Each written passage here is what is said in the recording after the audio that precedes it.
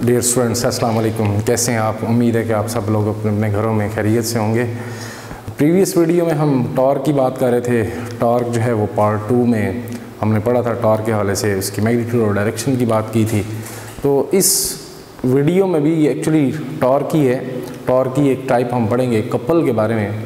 तो कपल को हमने डिस्कस करना है और इससे यूएचएस एग्ज़ाम्स के अंदर किस तरह से क्वेश्चंस आ सकते हैं, तो इसको भी आज हम डिस्कस करते हैं। तो सबसे पहले तो हम देखते हैं कि जी टॉर्क क्या है। अपना टॉर्क की एक टाइप जो है वो कपल क्या है। तो कपल हम देखेंगे, हम सिंपली इसको लिखेंगे कि टाइप ऑफ, ये भी क्या है, टॉर्क ही है, मतलब रोटेशनल इफेक्ट है। ये कपल भी क्या है बेटा, रोटेशनल इफेक्ट है, रोटेशनल इफेक्ट ऑफ फोर्स। तो टॉर्क में तो हमने एक सिंगल फोर्स की बात की थी, लेकिन कपल में हम दो फोर्सेस की बात करेंगे। इसकी डेफिनेशन में हम लिखेंगे two forces, when two forces of equal magnitude. दोनों फोर्सेस जो एक बॉडी पे लग रही हैं उनकी मैग्नीट्यूड क्या है, इक्वल है। इक्वल मैग्नीट्यूड की दो फोर्सेस, लेकिन उन दो फोर्सेस की डायरेक्शन क्या हो, डायरेक्शन बेटा अपोजिट। तो हम देखेंगे दोनों फोर्सेस डायरेक्शन में अपोजिट होंगी और मैग्नीट्यूड में क्या है, इक्वल, और एक्ट करेंगी।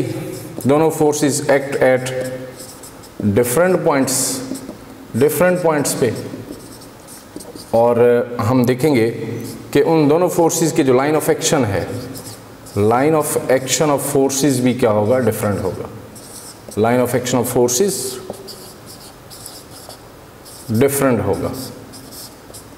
इस तरह से हम देखें कि जब दो फोर्सेस जिनकी मैग्नीट्यूड क्या हो बेटा, इक्वल, डायरेक्शन अपोजिट, दोनों फोर्सेस डिफरेंट पॉइंट्स पे एक्ट कर रही हों और उनका line of action of forces क्या हो, वो डिफरेंट हो, तो क्या प्रोड्यूस करती हैं, टॉर्क प्रोड्यूस करती हैं, मतलब कपल प्रोड्यूस करती हैं, प्रोड्यूस कपल।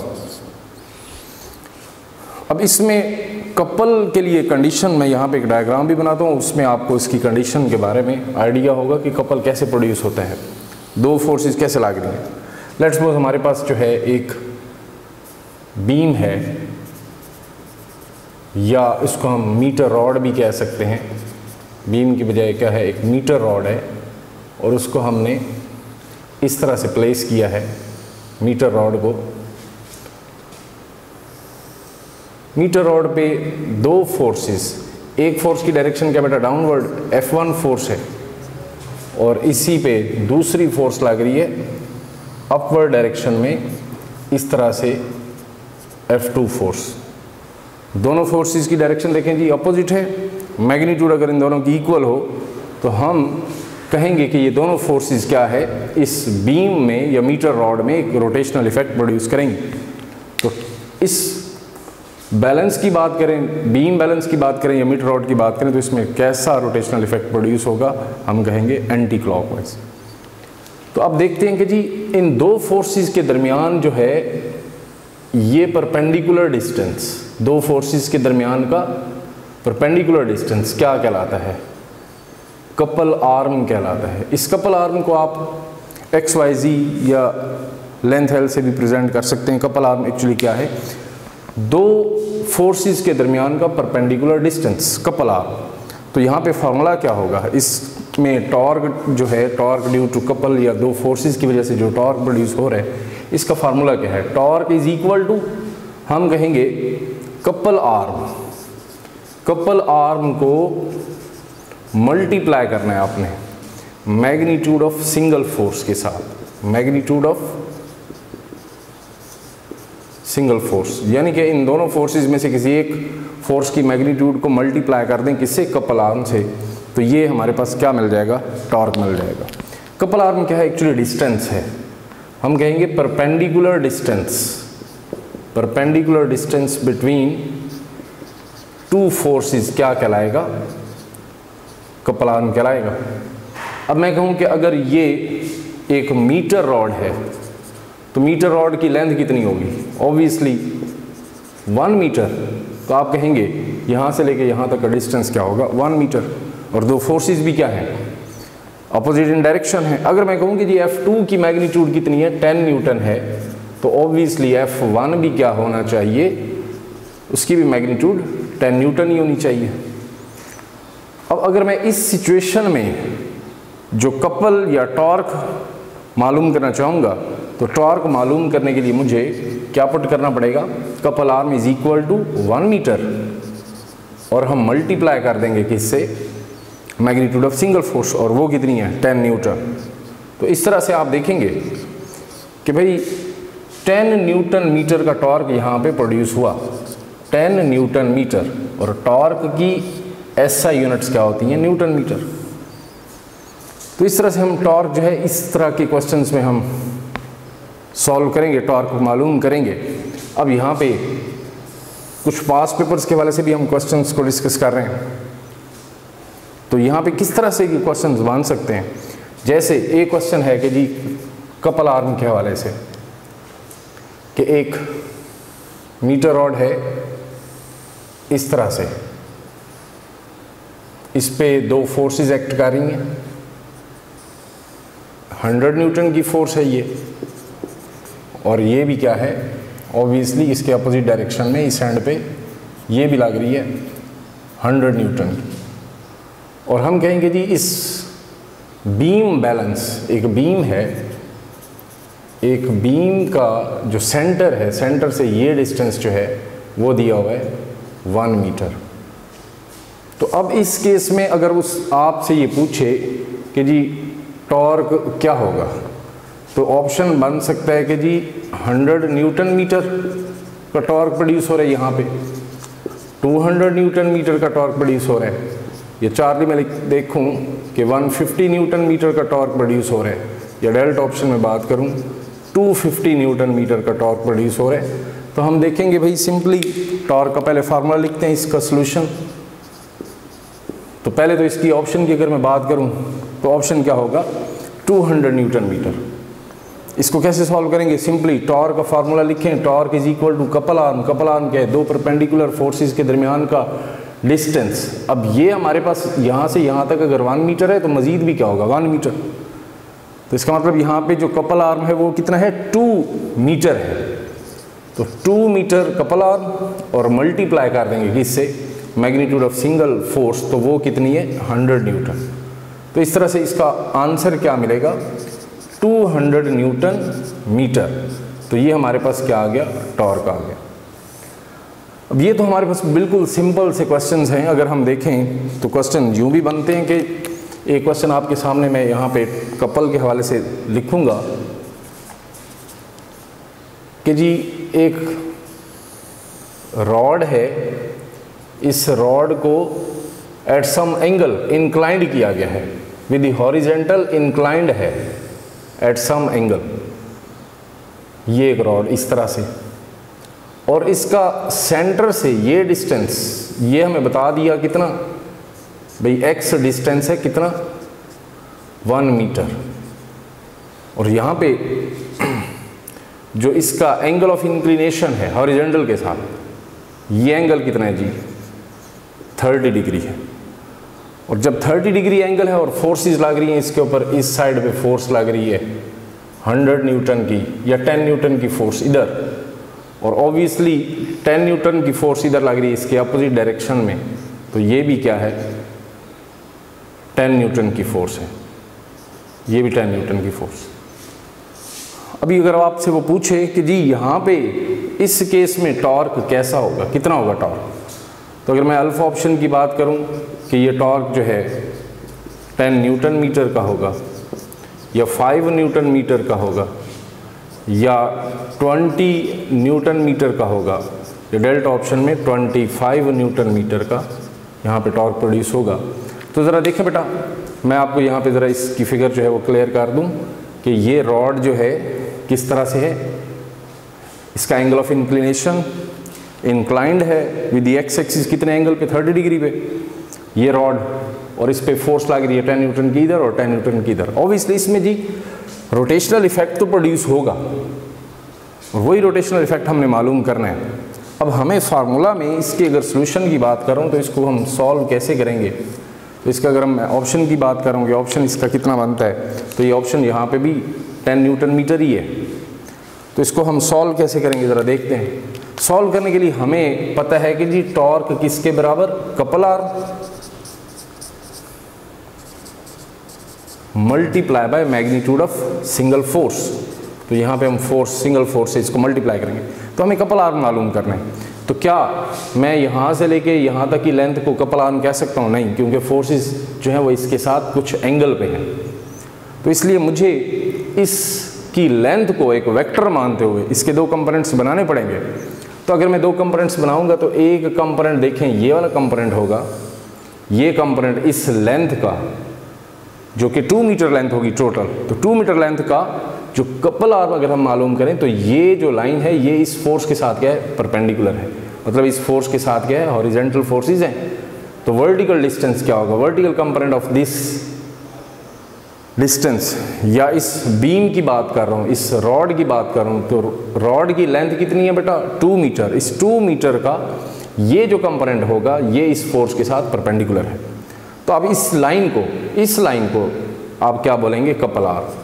तो ये हमारे पास क्या हो गया, कपल आर्म हो गया। ये कपल आर्म फाइंड करने के लिए हमें क्या करना पड़ेगा, भाई ये डिस्टेंस कितना है, x 1 मीटर है, तो इसका मतलब यहाँ पे टोटल डिस्टेंस कितना होगा, 2 मीटर। तो इसका मतलब 2 और ये थीटा के सामने ये जो कंपोनेंट होगा इस लेंथ का, ये कंपोनेंट क्या होगा, sin 30। तो मैं क्या लिखूंगा, 2 sin 30 डिग्री। तो ये हमारे पास कपल आर्म है। तो अब यहाँ पे कपल आर्म की वैल्यू पुट करनी पड़ेगी, चूंकि लेंथ हमारे पास 2 मीटर है, मल्टीप्लाई बाय ये कंपोनेंट थीटा के सामने sin थीटा होता है, sin 30 पुट कर देंगे और मल्टीप्लाई करेंगे मैग्नीट्यूड ऑफ सिंगल फोर्स से। तो देखें बेटा यहाँ पे टॉर्क कितना मिल जाएगा, टॉर्क इज इक्वल टू, आप लिखोगे कपल आर्म यहाँ पे 2 sin 30 डिग्री मीटर में इसका आंसर आएगा, और साथ में मैग्नीट्यूड ऑफ सिंगल फोर्स कितनी है, 10 न्यूटन। अब ये हमारे पास मीटर में और ये न्यूटन में। तो अगर हम यहाँ पे इसको कैलकुलेट करेंगे तो देखें कैसे मिलेगा आंसर। sin 30 का आंसर क्या होता है, 1/2। तो हम यहाँ पे लिखेंगे 2 मल्टीप्लाई बाय sin 30 1/2, और साथ में जब हम 10 से मल्टीप्लाई करेंगे तो ऑब्वियसली 2 से कैंसिल, तो बाकी आंसर कितने में मिला, 10 न्यूटन मीटर में। तो ये हमारे पास एक टॉर्क आ गया। तो ये हमने टॉर्क ड्यू टू कपल मालूम कर लिया। अब अगर देखें क्वेश्चन यूं भी बन सकता है कि जी एक रॉड जो है इंक्लाइंड है, अब इसका एंगल ऑफ इंक्लिनेशन जो है वो 60 डिग्री दिया हुआ है विद दी हॉरिजेंटल, यानी कि ये रॉड और इसका angle of inclination with the horizontal कितना दिया हुआ है, 60 डिग्री। और फोर्सेस कैसी लग रही हैं, एक फोर्स वर्टिकली अपवर्ड इस रॉड के ऊपर 10 न्यूटन की, और दूसरी फोर्स लग रही है 10 न्यूटन की डाउनवर्ड। तो दोनों फोर्सेस बेटा क्या है, अपोजिट हैं, मैग्नीट्यूड इनकी इक्वल है बट डायरेक्शन अपोजिट है। और सेंटर से ये डिस्टेंस उन्होंने दे दिया अगर 1 मीटर का, तो अब इस केस में टॉर्क की वैल्यू क्या होगी। अगर यहाँ पे हम देखें ऑप्शंस बन सकते हैं, टॉर्क की वैल्यू अगर हमने कैलकुलेट करनी है, और ऑप्शंस हम देखें 5 newton metre, 20 newton metre, Charlie में देखें 15 न्यूटन मीटर, और डेल्टा में देखें कि 10 न्यूटन मीटर। तो क्या ऑप्शन बन सकता है यहाँ पे, तो इसको हम सॉल्व करेंगे। सॉल्व करने के बाद हमें पता चलेगा ये ऑप्शन भी क्या है, डेल्टा है। तो कैसे, अब इस लेंथ को, जो कि टोटल लेंथ क्या होगी, ये बेटा टोटल लेंथ अगर सेंटर से यहाँ तक का डिस्टेंस 1 मीटर है तो टोटल कितना होगा, 2 मीटर।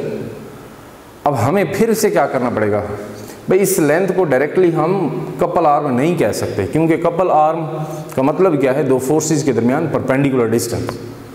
तो हम इस डिस्टेंस को, इस अगर आप ब्लू लाइन को देखें तो ये इसके साथ परपेंडिकुलर नहीं है, तो इसलिए फिर हमें इस बीम की लेंथ को हमें क्या करना पड़ेगा, दो कंपोनेंट्स में डिवाइड करना पड़ेगा। इसको वेक्टर मानते हुए दो कंपोनेंट्स में डिवाइड करें। देखें एक कंपोनेंट क्या होगा, इस लेंथ की बात करूं, इस बीम की लेंथ का एक कंपोनेंट क्या है, ये थीटा के सामने क्या लिखेंगे, अगर मैं लिखूं इसकी लेंथ l है और l साइन ऑफ 60 डिग्री, तो थीटा के साथ जो है ये क्या होगा, l कॉज ऑफ 60 डिग्री। अब ज़रा आप देखेंगे कि ये हमारे पास जो ये साइड है, इस साइड ने इस फोर्स के साथ कितना एंगल बनाया है 90 का, और या फिर इस फोर्स के साथ कितना एंगल बनाया है 90। यानी कि मैं इस फोर्स को अगर डाउनवर्ड यूँ लेके आऊँ, ये ऐसे, ये इस तरह से, ये लाइन इस तरह से फोर्स की है, तो एक फोर्स ये है और एक फोर्स क्या है डाउनवर्ड ये है। तो इन दो फोर्सेस के दरमियान परपेंडिकुलर डिस्टेंस क्या है, L cos 60 है।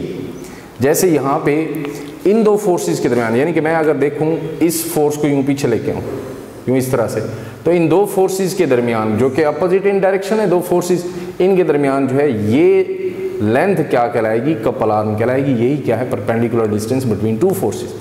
तो यहाँ पे भी क्या है, इस रेड लाइन की बात करें तो ये रेड लाइन हमें क्या बता रही है, दो फोर्सेस के दरमियान, ये दो फोर्सेस के दरमियान ये परपेंडिकुलर डिस्टेंस क्या होगा, कपल आर्म कहलाएगा। तो इसलिए हमें कपल आर्म यहाँ पे क्या लेना पड़ेगा, L cos 60। तो अगर हम देखें तो इसको सॉल्व करेंगे तो हमें पता चलेगा जी इसके सोल्यूशन में कि भाई टॉर्क जो है वो किसके बराबर, कपल आर्म यहाँ पे क्या होगा, L cos 60 है, L cos 60 डिग्री, और मल्टीप्लाई कर देंगे मैग्नीट्यूड ऑफ सिंगल फोर्स से। तो बेटा लेंथ कितनी हो गई टोटल, 2 मीटर। तो आप यहाँ पे पुट करेंगे 2 मीटर। cos 60 क्या है, अब अगेन आपको पता है कि cos 60 जो है वो 1/2 के इक्वल ही होता है। जैसे sin 30 1/2, वैसे ही cos 60 भी 1/2। और मैग्नीट्यूड ऑफ सिंगल फोर्स, अब यहाँ पे हम फोर्स पुट करेंगे वो कितनी है, 10 न्यूटन की। तो अगेन आप देखोगे कि ये 10 न्यूटन और ये हमारे पास क्या होगा मीटर में, तो यहाँ मीटर पुट कर देते हैं। तो आंसर क्या मिलेगा, 2 से कैंसिल, अगेन क्या मिलेगा 10 न्यूटन मीटर। तो यहाँ पे यूँ क्वेश्चन पूछा जा सकता है। तो अभी हमने देखना ये है कि अब इस टॉपिक में हमने सीखा क्या है, हमने ये सीखा है कि जी कपल आर्म को एक्चुअली में हमने फाइंड आउट करना है। अगर कपल आर्म हमने ढूंढ लिया तो टॉर्क मालूम करना हमारे लिए मुश्किल नहीं है। तो कपल आर्म मालूम करने के लिए आपको ये पता होना चाहिए कि दो फोर्सेस के दरमियान परपेंडिकुलर डिस्टेंस हमने कैलकुलेट करना है। तो अगर मैं देखूं कि ये क्वेश्चन यूं बन जाए कि अगर हमारे पास एक बीम बैलेंस है और वो बिल्कुल हॉरिजेंटल है, बट अब यहाँ पे फोर्सेस जो हैं वो किसी एंगल पे लग रही है। जैसे मैं कहूँगा जी इस बीम बैलेंस पे एक फोर्स लग रही है इस डायरेक्शन में, एक फोर्स F, यानी कि लेट्स सपोज मैं कहता हूँ 100 न्यूटन की फोर्स लग रही है, और ये फोर्स लग रही है इस डायरेक्शन में, ये भी लग रही है कितनी 100 न्यूटन की फोर्स लग रही है। और अगर आप देखें तो ये जो डिस्टेंस है टोटल, इसकी बात करूं तो ये कितना है जी 1 मीटर का, यानी कि ये एक मीटर रॉड है लेट्स सपोज। तो मीटर रॉड पे फोर्सेस लग रही हैं इस तरह से 100 न्यूटन, ये भी 100 न्यूटन। और यहाँ पे अगर हम बात करें इस फोर्स का एंगल, इस फोर्स का अगर एंगल देखें तो ये एंगल जो है, यानी कि अगर मैं इस एंगल की बात करूं तो ये एंगल कितना है, लेट्स सपोज हम कहते हैं जी 30 डिग्री एंगल है। इस फोर्स का एंगल इसके साथ कितना है, यहाँ पे देखें ये लाइन अगर मैं स्ट्रेट ड्रॉ कर दूं यूं इस तरह से देखें, ये एंगल क्या है, इस फोर्स का एंगल इस बीम के साथ कितना है 30 डिग्री। इस फोर्स का एंगल इस बीम के साथ कितना है, ये एंगल अगर मैं कहूँ ये 30 डिग्री है। ये टोटल लेंथ कितनी है बेटा 1 मीटर की, ये टोटल लेंथ कितनी है 1 मीटर की, और ये एंगल भी क्या है 30 डिग्री। तो अभी यहाँ पे आपसे वो पूछे क्वेश्चन कि जी इस सिचुएशन में जी टॉर्क कितना है, तो ये टॉर्क जो है क्या 50 न्यूटन मीटर होगा, क्या ये 100 न्यूटन मीटर होगा, क्या ये टॉर्क 200 न्यूटन मीटर होगा, या डेल्टा ऑप्शन की बात करूं क्या ये टॉर्क जो है यानी कि 5√2 होगा। तो इसमें अगर हम ऑप्शन की बात करेंगे इसमें क्या ऑप्शन बन सकता है, इसको हम सॉल्व करते हैं। तो इसके सॉल्यूशन में आप देखेंगे कि सॉल्यूशन इसका क्या बन सकता है। तो सबसे पहले तो हमें फोर्स के दो कंपोनेंट्स बनाने पड़ेंगे, क्योंकि ये फोर्स जो है इसके साथ एंगल 90 का नहीं बनाती। तो ये फोर्स जो है इसको अगर हमें दो कंपोनेंट्स इस फोर्स के बना लें तो एक